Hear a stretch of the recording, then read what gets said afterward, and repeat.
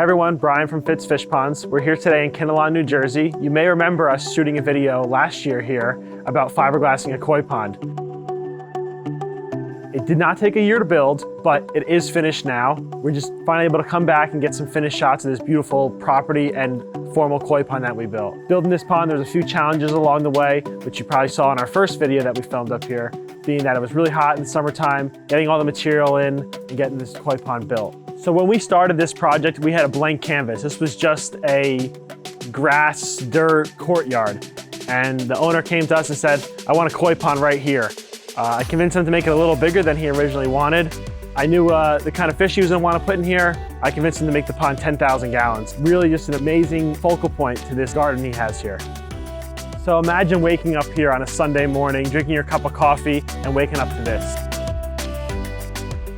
So before we broke ground on this project, there was a lot of planning and back and forth with the homeowner to really pick the right spot where we're gonna place everything, because there was one chance to do it. Once we pour the floor, once we run our plumbing lines, you can't really change much. I really want you to take notice about where the placement of the koi pond is and the fountain. Those small details really make a big impact on a project of this scale. Small details like this really turn a good pond into an amazing pond.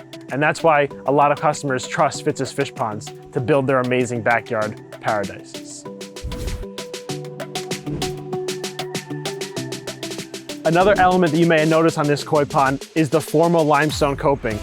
Just above the water level it sits, and that was a key thing we had to do here, is being that the pond is all gravity fed for its filtration, setting that water level height at the filtration site and also at the koi pond is a crucial element when designing this entire feature, and having the water just a hair below the coping really gives it that finished and flooded look.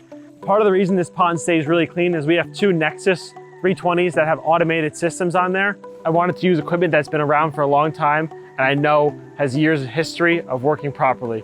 Being that this pond is fiberglass and not liner, there's no seams or anything to worry about for leaves and debris to get trapped. There's 6 return jets on the bottom of this pond, as well as the 2 bottom drains and the 2 skimmers. So we don't really allow any debris to settle. Everything gets sucked up. You can see every scale on a fish. It's really amazing to see. I love designing these things on paper and then building them into reality. This is my first time back here in a couple months, and I could already see some of the size these koi have put on. And it's really great to see how well they're doing. Some of these koi in here particularly, I handpicked when I was in Japan, and now to see them at a customer's house a year and a half later doing great really brings joy to me. And this is my favorite part of the job, coming back and seeing the finished work and seeing the koi happy, healthy, in a great environment.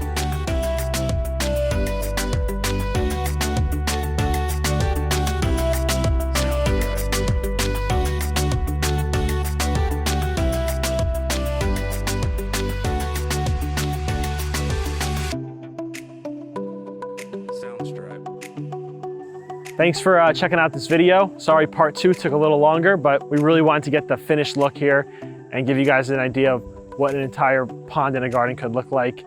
Even though this was a larger scale project, we take the same attention to detail on the pondless waterfall or the small backyard garden pond. A project like this is really fun for us, and we love to build them. So if you have any questions or you want to build something like this yourself, we're happy to help. So reach out to us or subscribe to the channel, and we look forward to helping you with your next project.